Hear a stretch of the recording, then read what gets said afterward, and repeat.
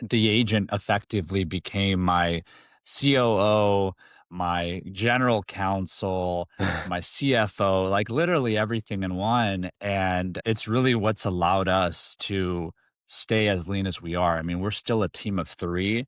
Right. And my last company, we had a team of about 40, and we Yeah. were doing about double the revenue that I'm doing currently with a team of three.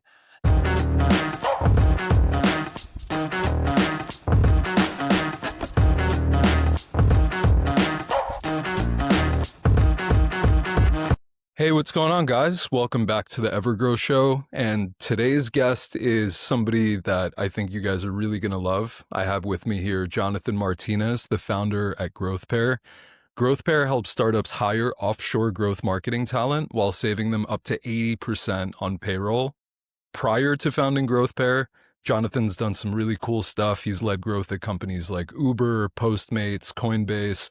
He's consulted over 100 startups on their early stage growth. It's been featured in TechCrunch, Yahoo, Adweek, so on and so forth. So Jonathan's really got his head centered around growth and what's working and kind of how it looks at all different stages of companies. So really happy to have you here with us.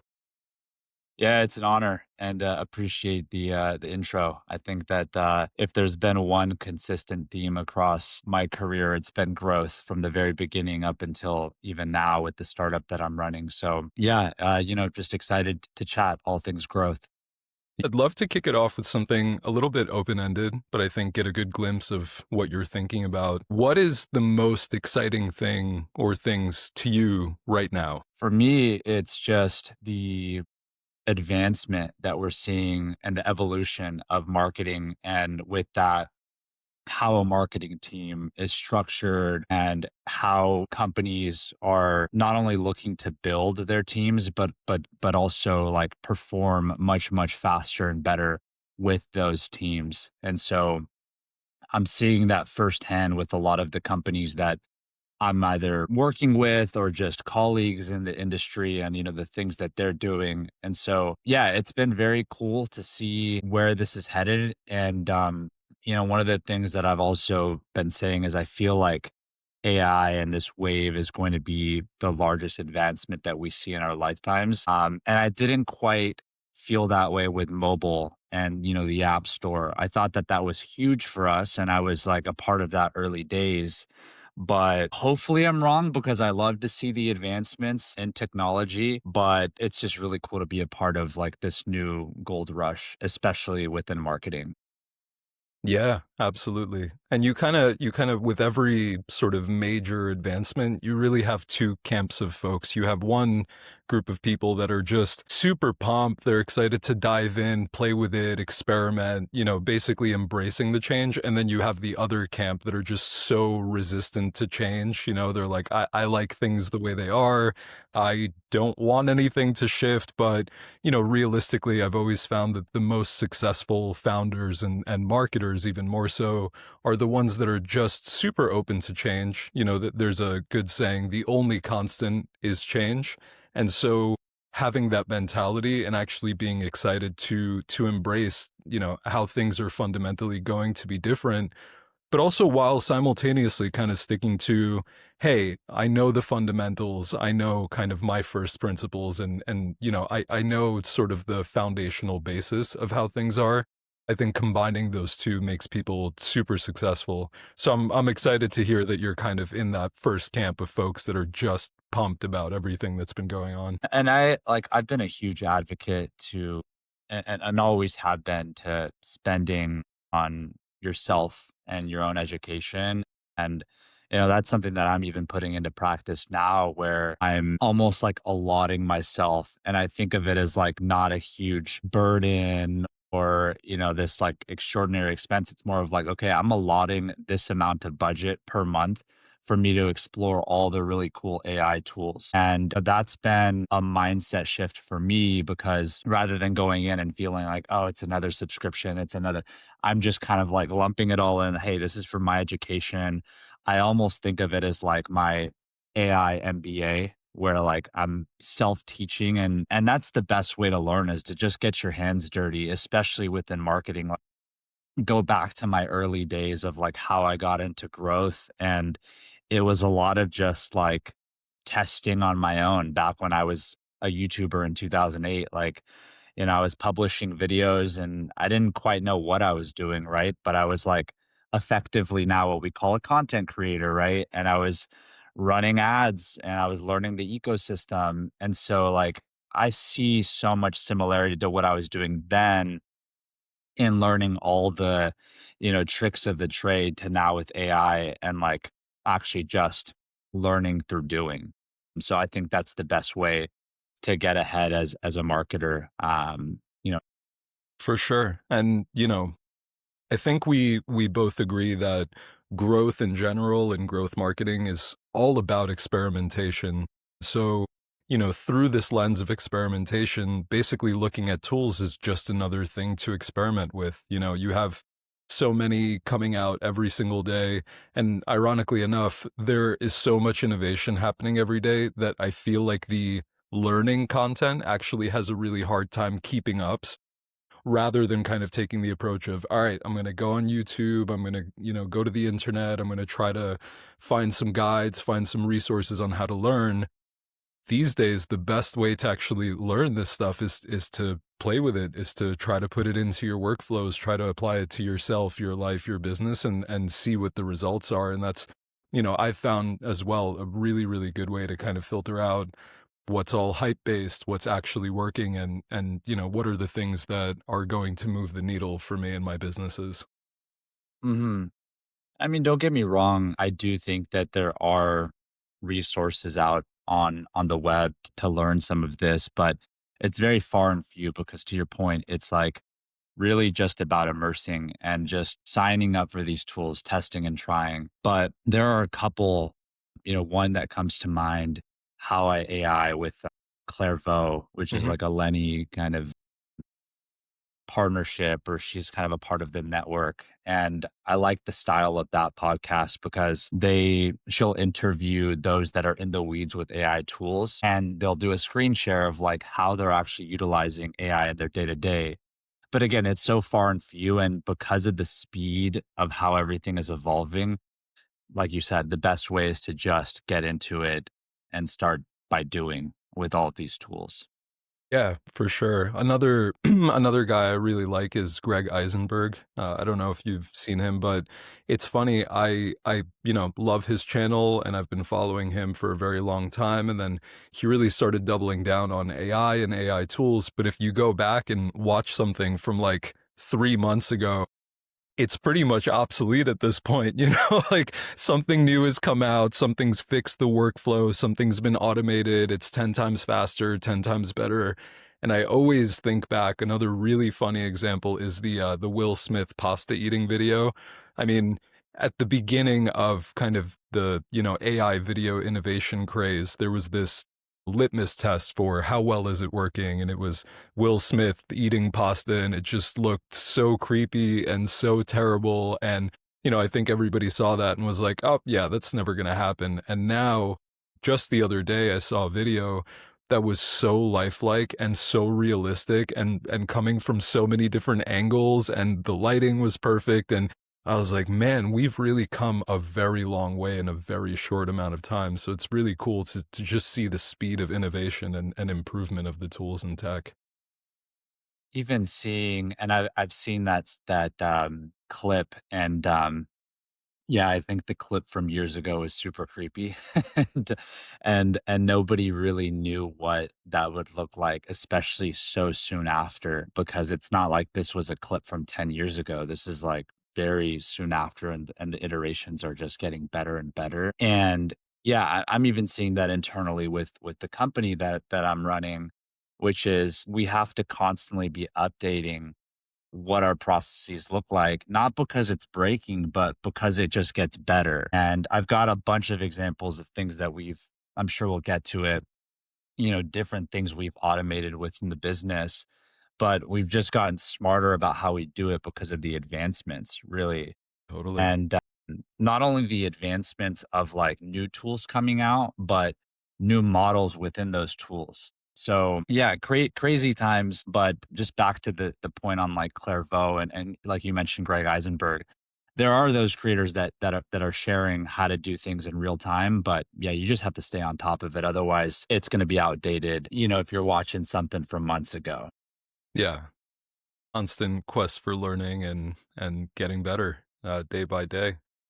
I would love to double click on something you said. So you mentioned, you guys are working with a bunch of tools and, at Growth Pair, I know that, effectively it's a one person marketing team and it's really cool because I see your content all over LinkedIn and, I've been following you for quite some time. So I see that you're kind of out building in public, but I would love to hear about some of the things that are moving the needle for you guys at Growth Pair and how you guys are leveraging AI within the overall sort of marketing organization and stack. I think many would call me basic or just a huge like power user of basic because I leverage ChatGPT still the most across all the stack. And it's because I've customized it so much for the company and our use case. So, to give an example, one of the things that I ended up doing was I created a project that houses effectively, I call it like a 5-person marketing team within that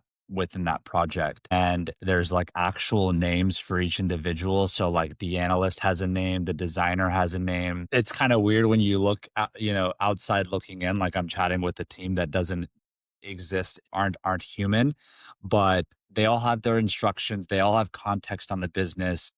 And I can go in and basically have like a war room where I am like, hey, we're on a Q4 sprint. This is the objective. And let's start brainstorming. And then the team is just working together. Analyst is working with the growth marketer with design. And it's really been a huge force multiplier because like you said, the team is only myself as a marketer. I do have a little bit of outside help, especially on the offshore side. So very much a product of like drinking our own champagne. We place offshore marketers, but we also have offshore marketers internally. Um, and so that's like one piece. The other, and something like really, really beneficial, is creating a agent or like a custom GPT. I think is what it's called, but Mhm. basically I can upload a bunch of files to it and I've built out a custom GPT for every piece of marketing collateral that we publish. So example for us is we have playbooks that we publish on the website. So I'll interview subject matter experts, we package it up, and then we create a really in-depth playbook on like one or two tactics. And we place that on the website for our ICP to just get value from. And I was like, why don't we just take like our best written playbooks, put it in as files in the custom GPT, put the instructions on how we want the styling to be, and just like guide it entirely, right? And all I do now is I'll film the call. We've got Fathom meeting notes, but you can use anything like Granola, Otter, etc. And I'll paste the transcript into that custom GPT, and out it spits a perfectly crafted playbook. And so, we've done that for playbooks. We have that for case studies. We have that for our newsletter. So it's super, super tailored rather than having like one custom GPT to do all the collateral. We've really customized it to be just hyper focused on the piece of collateral that we want it to write. So yeah, those are some of the ways we're using GPT. I've done some other cool things that are like kind of related to marketing, more so on the sales side.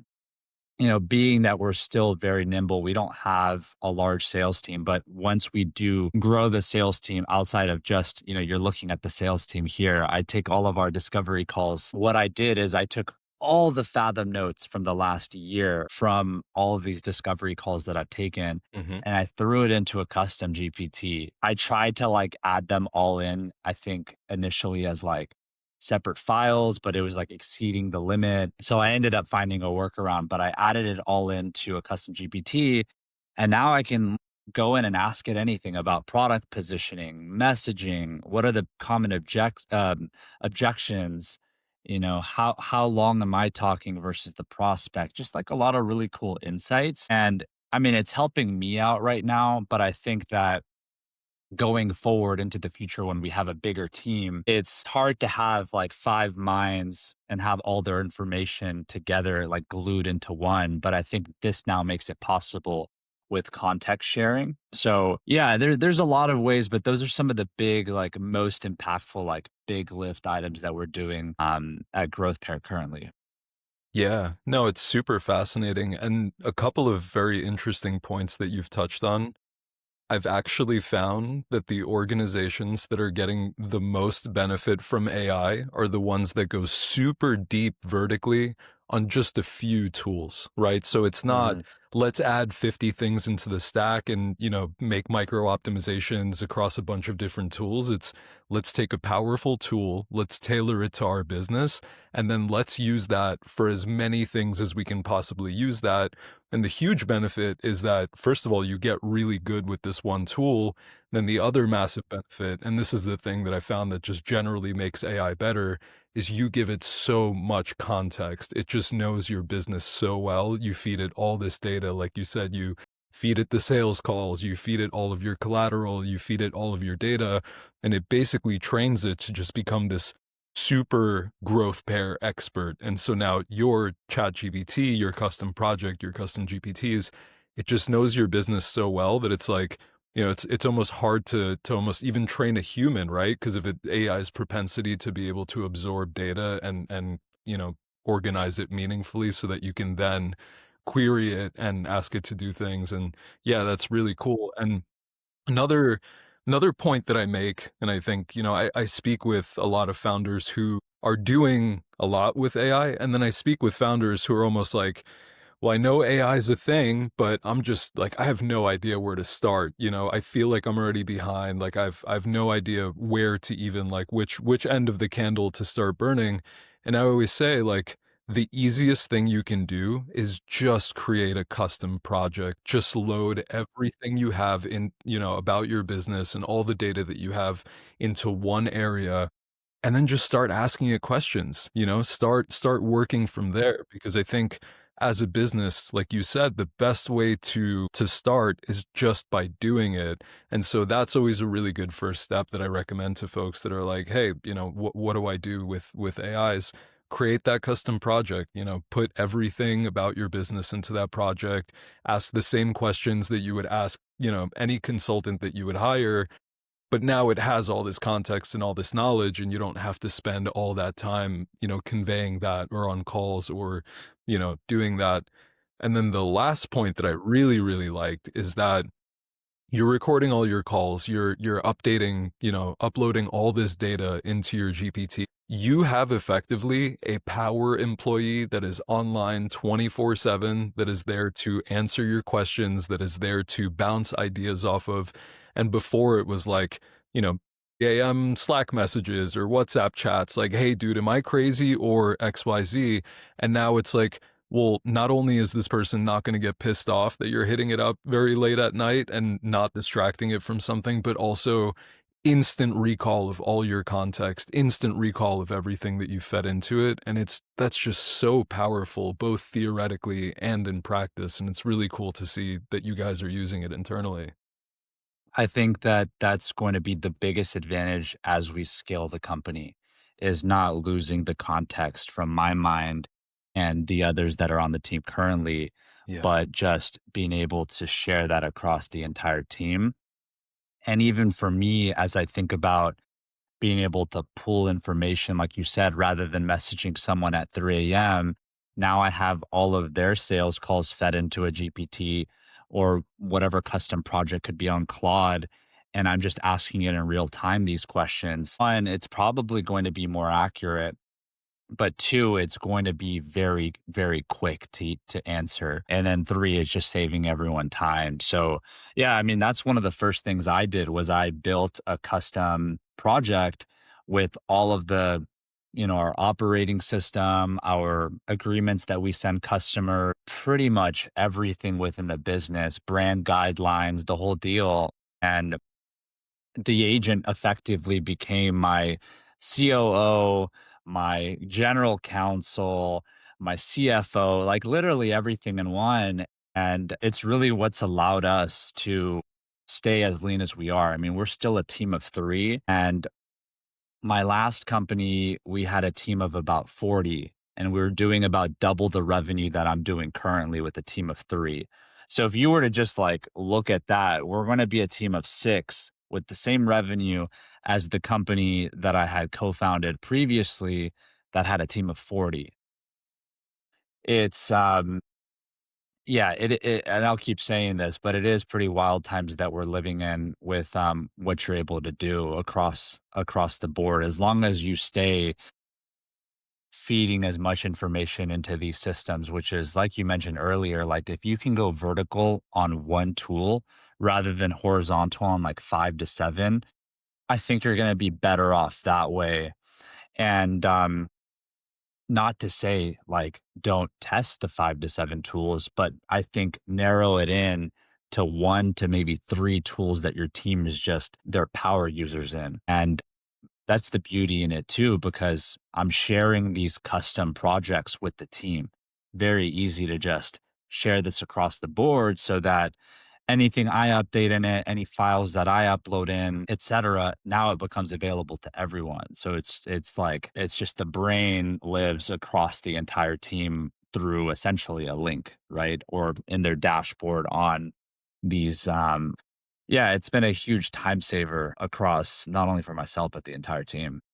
Yeah, and what a good way to scale yourself almost, right? Like before it was you're getting constant pings, you're getting looped into meetings, you have to physically or virtually be present to talk through things. And now it's almost like, well, here's everything I know. Here's literally my brain just packaged into something that you can just chat with. And I feel like it just first of all, saves so much time and just cuts so many just useless, not useless necessarily, but conversations that have taken up time that you could have otherwise invested into something that is moving the needle, and you've consolidated that now using these tools. And yeah, I just think that's so crazy to think about that, just 3, 4 years ago, that would have never been possible, and now what we're seeing teams achieve with such a lean headcount is mind-blowing.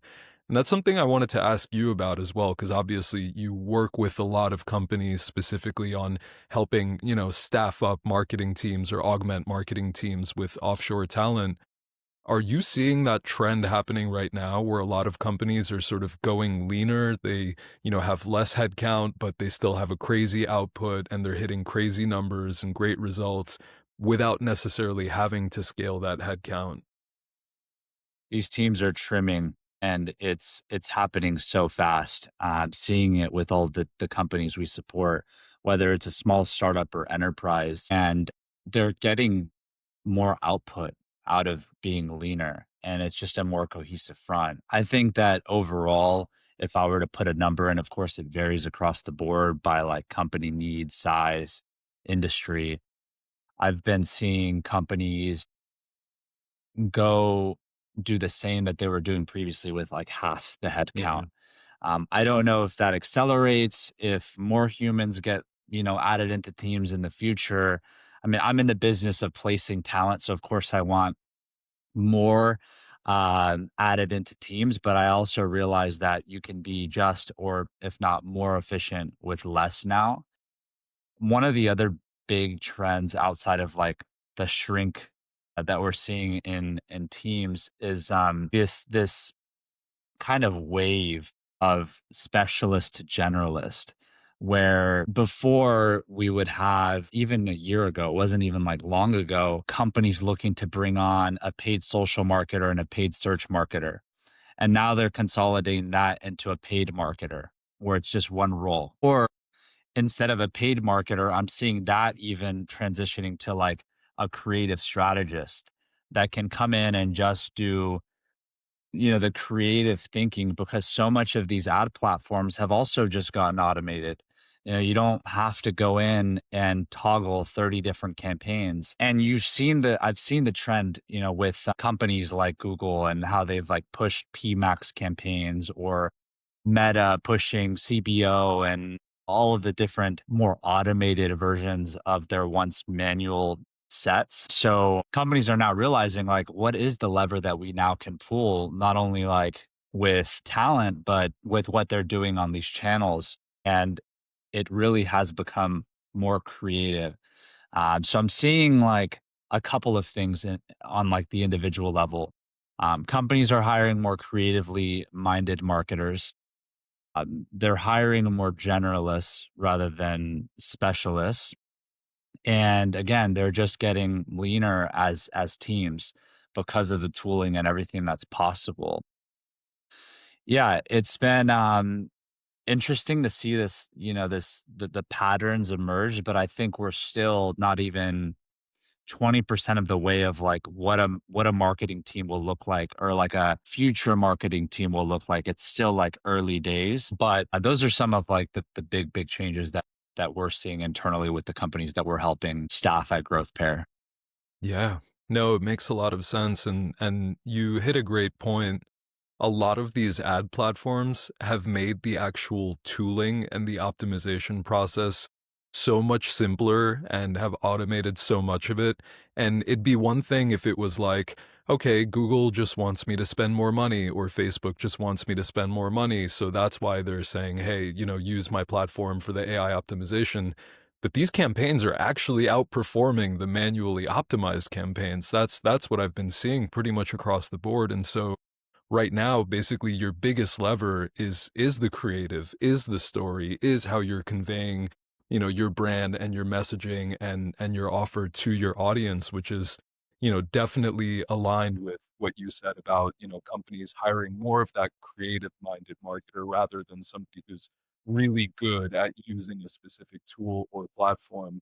The other thing that I've heard is, again, we're very far from it, but at some point, within the next decade, user interfaces are effectively going to be obsolete. Like it's pretty much you craft up a user interface for whatever use case that you need, and then, you use it, and then basically just keep on moving. And next time you need it, you spin up another one, and user interface will be so use case specific and so customized to the end user that, investing the time and like getting really good at learning a specific UI, especially because these UIs, change all the time. Like Facebook Ad Manager looks so radically different now than it did 5 years ago.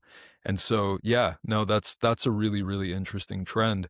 I guess bouncing off of that point, what would you suggest that somebody that's kind of getting into marketing now, or maybe even somebody that's had a good marketing career, what would you suggest that they start learning or they start looking into in order to future proof their careers and sort of guarantee that they have a place within a marketing organization? hmm That so really quick on your points with the ad platforms. This is an area that I get pretty passionate about because my Sure. background at the companies I've been at have been, very generalist. I've worked across a variety of different growth pillars and I consider myself a generalist, but a lot of my early days at Postmates and even at Uber, to an extent at Coinbase, were spent on the paid acquisition Mm. side, managing campaigns on Meta and Google, and just seeing like the trends and how everything has been shifting. I some of my friends that were, account managers and reps at these platforms, I'm not gonna like me saying this, but like ultimately, they are salespeople, right? They want you to spend more on their platforms. Like that's what it is at the foundational level. They're there to help you though and give you, insights and help you kind of move the ball forward. And but one of the things is they were always pushing these automated campaigns, which would inherently spend more. So I was always like in the back of my mind, like they want that because we're going to spend more and it looks better for them. But what really was happening now that I look back at what was happening was they were just kind of prepping us for this world in which everything was going to get automated and testing and battle testing and future proofing their platform to work in this way. And I don't even think we're anywhere near where the end state or it's always evolving. So I don't even call it an end state. But I think there's a world in which maybe 12 months from now, you log into Google, your ads manager, and you prompt it what you want for the ads, like make the ads more X or bid down based on and being able to prompt the ad manager to just do things for you. And almost like, and I would love this. So if Google or any of Totally. the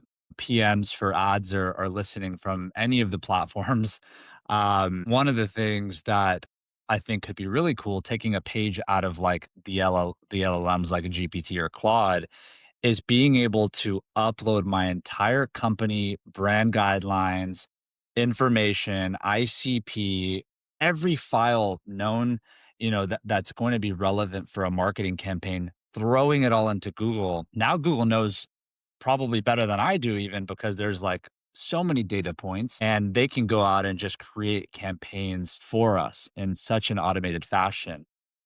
I think there's still always going to be the human touch and element. And maybe I'm a bit biased and I say that as a marketer because I don't want so much automation to take our jobs, which I don't think it will, but that would be amazing. But yeah, to the question on like what I would do if I'm a marketer today and I'm trying to stay ahead of the curve, I'm a big advocate, and because I've done this a lot in, what I've done in my career and even prior to working at a bunch of the tech companies that I've been a part of, I've just learned by doing.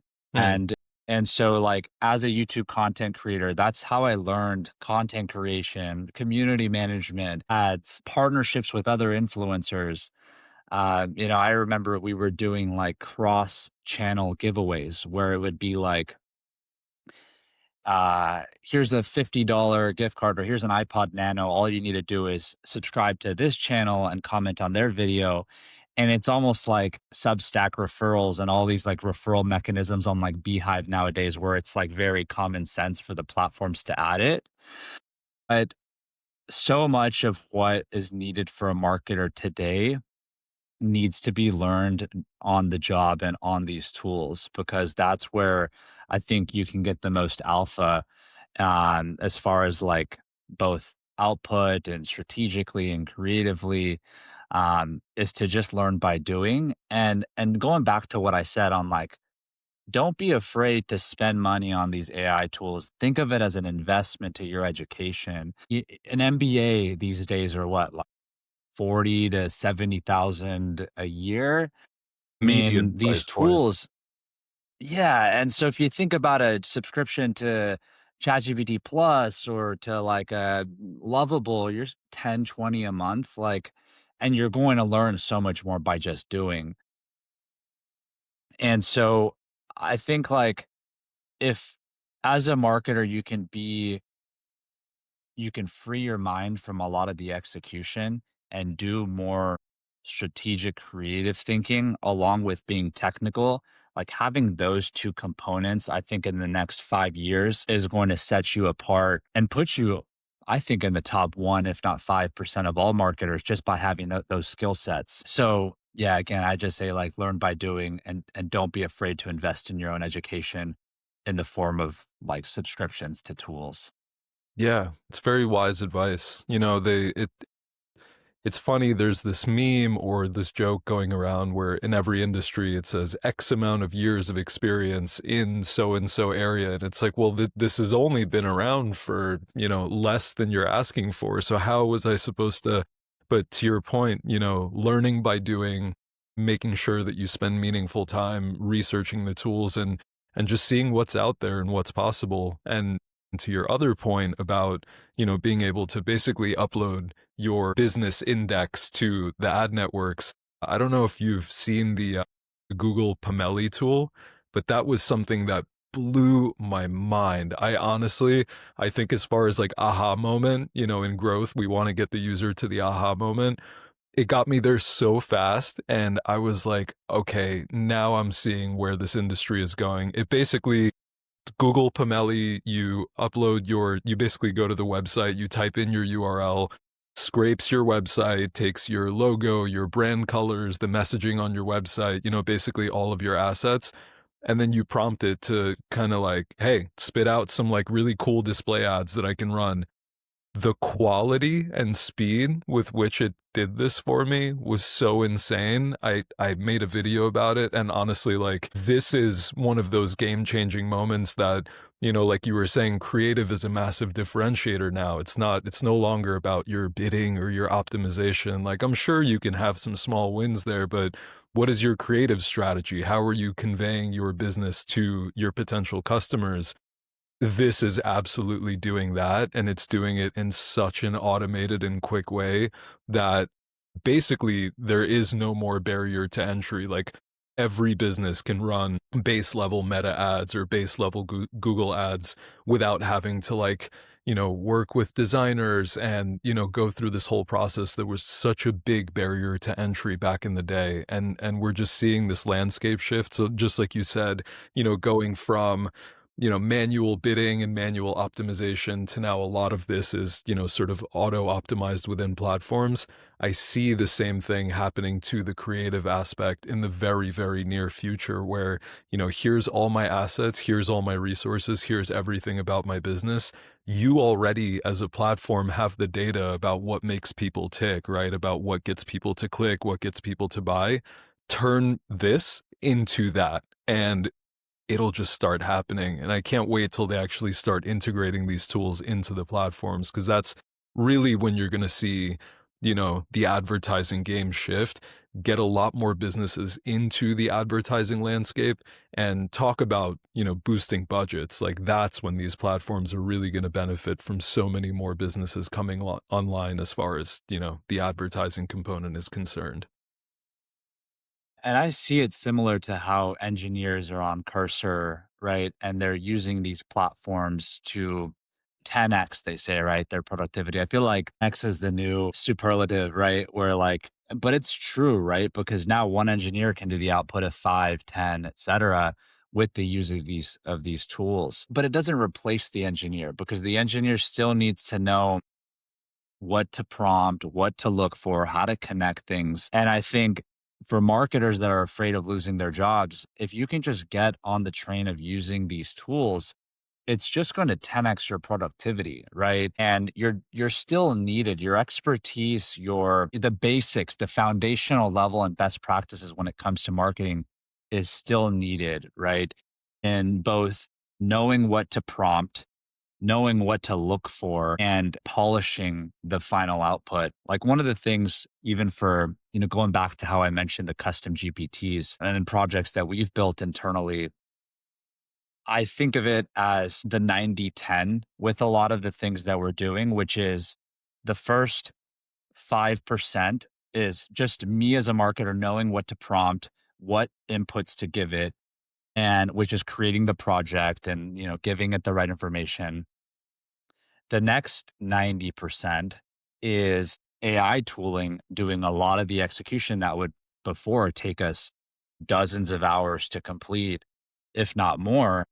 And then the last final 5% is as a marketer, again, knowing how the output should look and doing those final tweaks. And so I see us moving to kind of that world where it's 90-10 for engineers, for marketers, for a lot of roles across the board. And so I don't think engineers are losing their jobs. I don't think that marketers are losing their jobs. It's just about getting on board with all of these tools. And then last quick point on just the automation with campaigns. I think that the automation is getting better on these platforms. However, I was just chatting with a buddy yesterday actually about a LinkedIn campaign that he was running and they set automated targeting on the campaign, which I think LinkedIn is one of the most powerful platforms for targeting because you literally have title, company size, etc., Every all there, criteria. Yeah.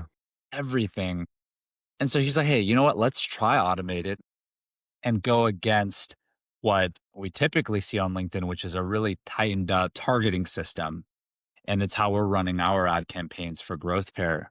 And it really just it did terribly. And so some of these platforms are still not quite there. So it's a caution that, while automation is great, it's not 100%. I don't think it'll ever get to 100%. There's always going to have to be that human element of what we're prompting and how we're setting things up. So that was, if anything, one data point, and that's anecdotal to my experience with the buddy. But I think I'm sure there are more marketers that are seeing that where it's not quite there, the automation. And so, yeah, you still need that human element to an extent with these campaigns. Yeah, the human in the loop element I think is so fascinating to me. I agree 100%. I as a person, again, I'm an N of 1, but I don't even trust self-driving cars. Like I just like to have my hands on the wheels and control how fast I'm going. Again, there are plenty of people who would love to take a nap while they're on the highway stuck in traffic in LA, but I myself really love having that hands-on control. But to your point, I think what I'm doing a lot of is always testing against the AI, right? So launching two types of campaigns. One, it's like, all right, let's let the platform do the targeting, and then two, let's compete against the AI targeting and see what I can do and see what yields better results. And yeah, I'm seeing that actually, ironically enough, like on the meta side, the automated optimization is really tends to do pretty damn well and sometimes like outdoes what I can even do. But yeah, on LinkedIn, I feel like it's you just if you know your potential, if you know your ICP, if you know exactly like where they're looking and how they should be targeted, you're still getting those massive wins by going granular and basically being manual with it. So, yeah, that's a great point for sure. And I'm sure it'll get better, right? And again, I'm also an N of one with that. I'm sure there are better experiences with that working, but it was enough to dissuade me from testing Yeah, just because we've got our targeting so locked in and have like 100 plus filters on there. Exclusion, it's hard to move away from so much work that we've done to like tailor it to our ICP to your point. But yeah, I do see the platforms getting better and better. And I've also heard Meta does a relatively good job on that front with automation. So I'll have to test that at some point in the near future. yeah, just a small test budget campaign, see what it does, and if it doesn't beat you out, then stick to the tried and true. Like I do always say, experimentation is important, but if it's working, double down. Keep doing the thing that is driving results. We spoke a lot about areas of opportunity and like cool innovations and things that are actually working and things that you're excited about. I want to shift a little bit into are there any fears or concerns that you have kind of entering this new era with, AI augmentation and, changing team structure and just the overall shifting business landscape? I have much more excitement than fear, but there are some things that have crossed my mind because of what we see on social feeds and from others in the industry and what they're talking about. At one point, I was like, "Yeah, AI is amazing, right? Like maybe it does take all of our jobs." I was never on that boat. I was confident enough to know that hey, I can provide some value, right? And marketers can provide some value. I'm not the only marketer, of course, right? And so, but that fear has been alleviated now. Testing these tools for the last year, knowing that you still need human in the loop, like you mentioned earlier. But one of the other, I guess, more prominent fears that I've been thinking about more lately is this like sea of sameness, where Mm, everything is because now everyone has access to these tools and everyone will joke like the M dashes with ChatGPT and it's happening and I see it. Now I can kind of tell the difference between human versus AI. And I do fear that everything almost sounds the same because these LLMs are being trained on the content that's published and well, who's creating a lot of this content are the LLMs. So it's just this vicious loop that I hope self-reinforcing. we yeah, and Yeah. so I hope that there's enough guardrails from us as marketers where we're like, okay, we still need to be in the loop for the polishing and for not completely like, I don't think we'll ever get to the point where we're 100% net new content, like writing from, 0 or at least not having AI proofread, because even for me, like, everything that I write from scratch for LinkedIn. However, I've always got GPT on another tab to brainstorm and to proofread my final output slash maybe make it a little bit more punchy since that works on LinkedIn. But I don't want us to get to a world in which the actual scratch and the actual like beginning stages of writing become the first piece of what AI is doing. And so I think that there's going to be a wave in which naturally everyone's just kind of writing everything from scratch on GPT or Claude as everyone builds up these like internal sensors of like, oh, now I know that this is not written by human, we're going to then shift back to like more polishing and more human touch. But that's probably like one of the bigger fears, although I think that that's going to be solved or mitigated by just more time. It's going to take more time. But yeah, I think outside of that, I think I've been pretty optimistic. I'm optimistic by nature, you Yeah, know, I could and tell. so I don't have too many qualms or anything that I'm like worried about either in the next year or even 5 years. It's more of like what else can we do? It's always like finding that next little bit of alpha in our day to day for not only myself but the team. And even like alpha outside of marketing. Like give you an example, I just started using Whisper Flow. And so now I'm doing like voice to text and it's a game changer. Even like when I'm writing for like content purposes on LinkedIn, but also for internal messages to the team. I just hit function and I start talking. And it's like I save so much time with these little like additions to my daily workflow that, you know, are utilizing AI to power a lot of what these tools are doing. Yeah, so yeah, a lot more optimism that I'd say that than not with what's happening. For sure. And I love that perspective of like, what else can we do with it? The problems, especially problems that come up with technological shifts and advancements, they do to some extent end up sort of sorting themselves out. And I've always found, societally in the business world, there's always this pendulum swing, right? The pendulum is swinging very far in the way of content is becoming automated and companies are starting to all sound the same and things are starting to look the same. But I think there's always this counter shift that happens where, in response, human error, authenticity, personality, quirks, mistakes, like those things start becoming a bit more valued and people start looking at stuff not for perfection, the same way that B2B content just got so robotic for a while until we, I think, as an industry remembered, wait, there's humans reading this. We need to speak to humans.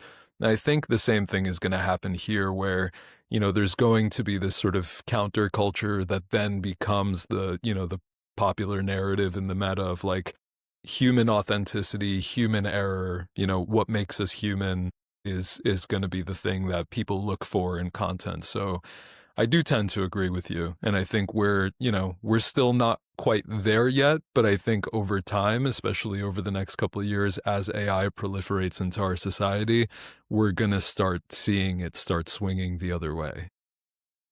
And it's a reason that we've seen founder-led content work so much better than company. And there's so many examples of this, but even just like pointing to one when Airbnb as an example have any huge release or update and they post the same exact content on Brian's account, I believe, right? And also the Airbnb company account.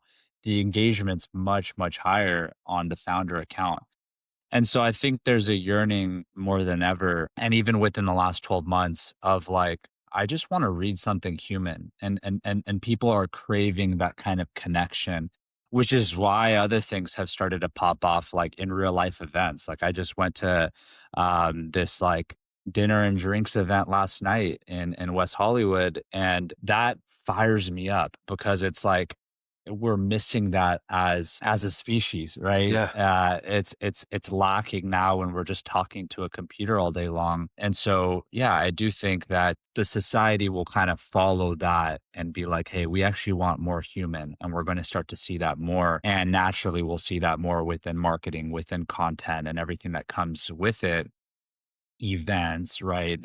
And all of that. So it's just a matter of time. You know, humans want what humans want, and nothing can replace the wants of that. And I think that's going to be connection and less robotic, more so than anything in the future. Yeah, for sure. Evolutionarily, we haven't evolved to the point where digital scratches that itch for us, and I think deep down, we know that we do crave connection. We crave real interactions. We crave just the personal touch that you can't really quite get from an LLM yet. Who knows? But I think we're safe for now as a species. I ask this sometimes. I think it's always really interesting to hear people's perspectives. If you could broadcast one message to all founders and marketers, imagine you had a LinkedIn campaign with completely open targeting and infinite spend. What would that message be? Bring offshore talent to your no, I do stand by that, and it's one of the biggest unlocks that I've had within my career and also building businesses. Jokes aside, I think that my biggest message is to just embrace this wave. And because I just see so much going on of like fear tactics, or you're going to lose your job if you don't do this, or you're going to this. And we talked about this earlier, but I'll just double down and say, like, embrace it. That's really like for those that got ahead in the dot-com era, the industrial revolution, like you can go as far back as decades, right? Centuries. Those that embrace new technology and just embrace the new changes that are happening, they come out okay on the other side. And then so that's my biggest piece of advice for all marketers, all founders, and really just collectively across all organizations. Because one last thing I'll leave you with on this is, and I'm also part of this, like the fear kind of, with social, like basically I made a prediction that hey, copywriters, their copywriting is dead, and I admitted on LinkedIn, I could not have been more wrong. I think if anything, their careers are going to accelerate because we want that unique creative writing, not the same robotic M dash, Yeah. and so just embrace it and you're going to be just fine. I love the positive mindset. Honestly, I love conversations where I just walk away inspired and excited to play around, and this has definitely been that. So, just really appreciate you bringing that positive attitude, and I'm sure listeners will also walk away feeling refreshed and inspired and ready to dive in. Jonathan, if people want to follow your journey and follow along, where should they look? Pretty much John for growth on all channels. So the number four, John for growth, whether that's on LinkedIn, which is where I'm most active, Hmm, or Substack, pretty much every medium. And then, of course, growthpair.com for any updates and, the things that I'm actually working on and that's consuming my day to day. But yeah, that's the easiest way to find me. And I'm pretty active on the channel. So I like to listen and respond to as many as I can on there. awesome. Well, thank you so much again for joining us. This was an awesome chat, and I can't wait to get this out into the wild and see what people think. Yeah, it's an honor. Thanks for having me. Really appreciate it.